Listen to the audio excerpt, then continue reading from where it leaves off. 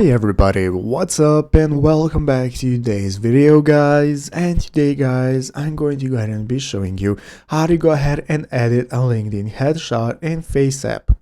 This is a very simple thing to do, so make sure to watch this quick and easy video till the very end, follow my steps correctly so you can make sure that this works the same for you and you can do this yourself. But yeah guys, let's get straight into it.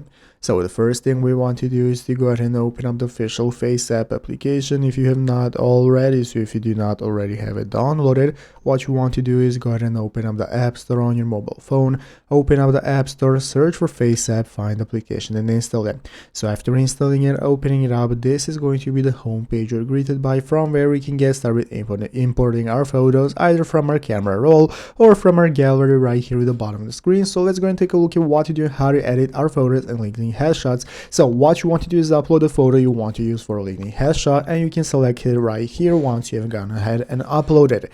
It's going to go ahead and open it up in this editor mode, and in this editor menu, from where we can get started applying subtle enhancements like for a professional look. So you're going to have a good amount of options you can choose from right here at the bottom screen, such as making your skin smoother. So you can go and select the smooth skin option to go ahead and add smooth skin to your images in FaceApp to see how they look. After that, you can go and change your hairstyle or whatever you prefer. You can go ahead and give yourself a smile, and this is all going to go ahead and give you a good headshot. So once you're satisfied and finished, go into the upper right corner, click on the save button, save the image to your gallery, and after that you can get started uploading it normally to LinkedIn like any other picture. So I hope this video was helpful. If it was, make sure to leave a like, subscribe to the channel. Thanks for watching, take care and bye.